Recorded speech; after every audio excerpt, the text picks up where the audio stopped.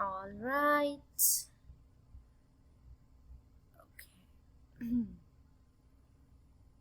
My son just came in and he found it very interesting to know that older kids are learning from YouTube. He was under the impression that only he can watch YouTube and little kids watch YouTube. I said, no, my students are watching YouTube as well. Anyway, so we are now, I want you to focus on the picture on the top. So here you see a bunch of alveoli, right? So look at the arrow. It's actually blowing up these alveoli. So this is an alveolus, this is another alveolus like this. So if you look into each alveolus, we have basically three types of cells.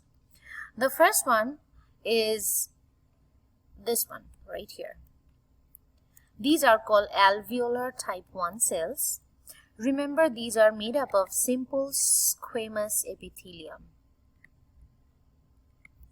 These are simple squamous epithelial cells, and they play a role in diffusion of O2 and CO2 across the alveolar membrane. Okay, so their main function is diffusion of respiratory gases. Second, we see these cells. Do you see these ones right here? These ugly monster looking ones. These are called alveolar type 2 cells. And these cells, what they do is they secrete something called pulmonary surfactant. And the pulmonary surfactant, what the role of this surfactant is to decrease the surface tension within each alveolus and prevent the alveolus from collapsing. Because if, just think of this, these are nothing but air sacs, right? If these air sacs collapse, you will have to breathe in really, really, really hard to inflate the lungs back. You don't want to do that. So this pulmonary surfactant, it decreases the surface tension that helps the alveoli to maintain their proper shape. This pulmonary surfactant also actively transports solutes and water out. Actually transports solutes out of the alveolus to the blood, and as solutes are transported, water follows. Therefore, it prevents water from filling up the alveoli. Another important thing, if a baby is premature, the problem is the pulmonary surfactant is not being secreted. Therefore, when the baby comes out, the baby has to breathe too hard to inflate the lungs. Okay, there are different medications that physicians use to prevent any pulmonary problem or to ease the process of breathing in the baby. But that's another thing. So if you don't have pulmonary surfactant, it's harder for newborns to breathe in. All right. So right now we will talk about the respiratory membrane. So I will just draw this. These are our simple squamous epithelial cells, or simply put, these are my type 1 cells. These cells, let's see if I can change. I hate when I cannot change color. Okay, these cells are sitting on a basement membrane. Okay, so these cells are sitting on the basement membrane. Fine. Then we have a blood vessel here, and the blood vessel is lined by specific squamous cells, and these are called endothelial cells. If you remember, these are endothelial cells. Endothelial cells are nothing but simple squamous cells that line blood vessels. These cells also have, they are also sitting on a membrane like this. Okay. Now, if I look at this area, this is called the respiratory membrane. What is this called? Respiratory membrane. Good. Therefore, Rupa, what is this respiratory membrane made up of? The respiratory membrane is made up of the alveolar epithelium, the capillary endothelium, and their fused basement membranes. So these three things make up the respiratory membrane. I repeat, it's made up of the alveolar epithelium, the endothelium or the endothelial cells of the blood capillaries, and their fused basement membranes as shown in green and pink here. Together, this is called respiratory membrane. Why is this important? Why do we care? We care because it is across this respiratory membrane that diffusion of respiratory gases take place.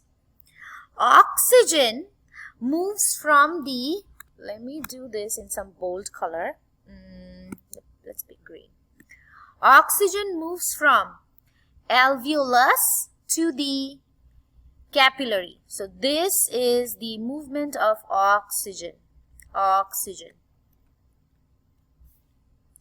Carbon dioxide moves in the opposite direction. Carbon dioxide moves from the capillary into the alveolus. We will discuss this more very soon. So, do you expect some critical thinking question based on this concept? Yes.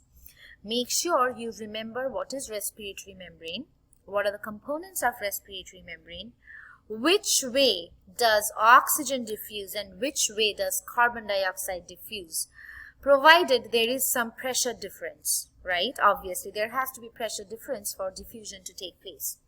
So when we have a difference in pressure for these respiratory gases, which way will oxygen move and which way will carbon dioxide move? Please know this. If you look at the diagram, let's look at the diagram here. We do see the alveolus, we do see the capillary, we do see an erythrocyte in the capillary. We also see the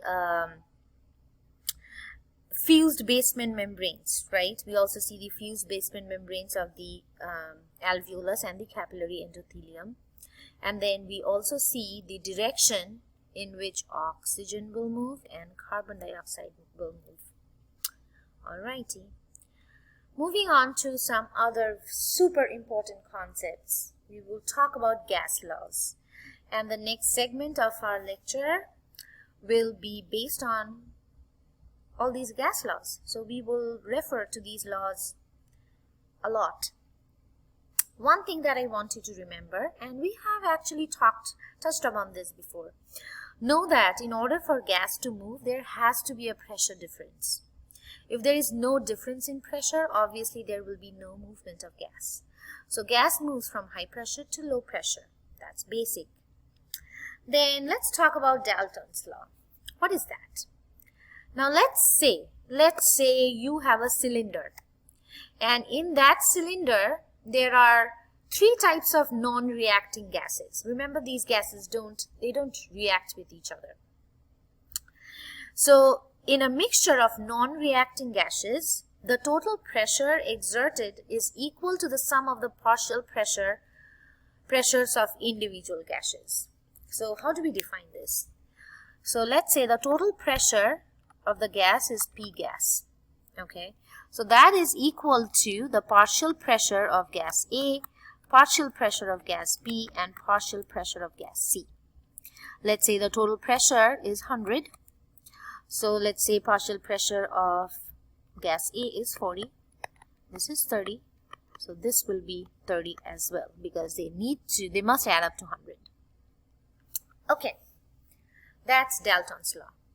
Then we have our favorite, Boyle's law. Boyle's law states that there is an inverse relationship between pressure and volume. Okay, let's simplify things. Let's say I have 100 molecules. Okay, I cannot draw 100 molecules, but let's say I have 1, 2, 3, 4, 5. 1, 2, 3, 4, 5, 6, 7, 8, 9, 10. Let's say I have 10 molecules. And these 10 molecules of some gas is enclosed in a small space.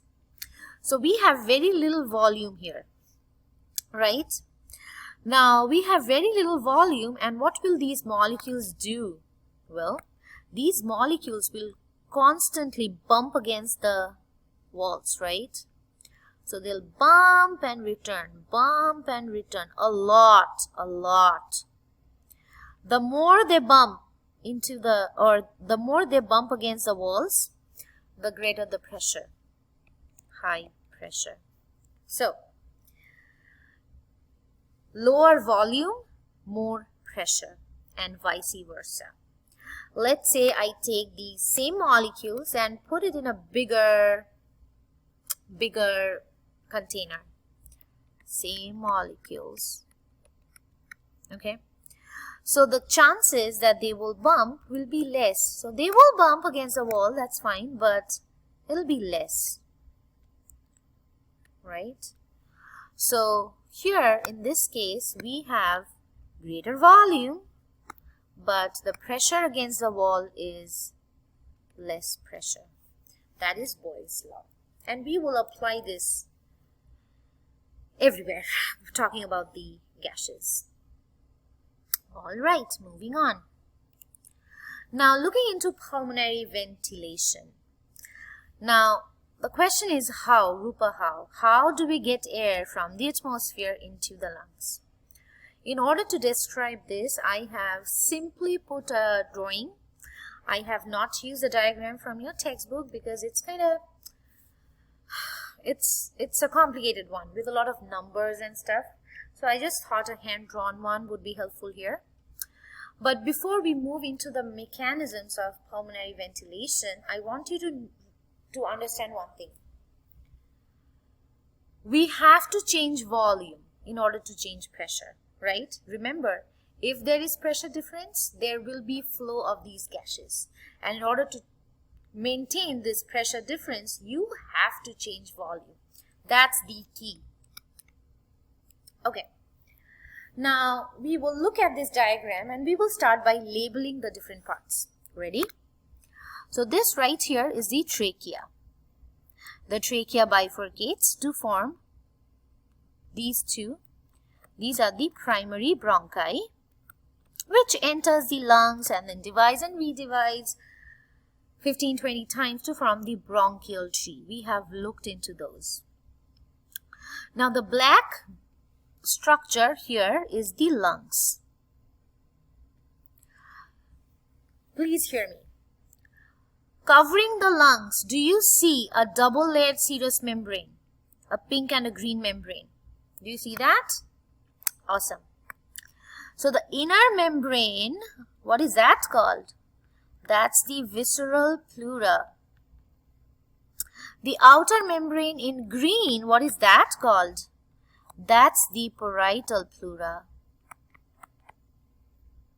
So we do see that the visceral pleura is sticking to the outer surface of the lungs and the parietal pleura is lining the body wall.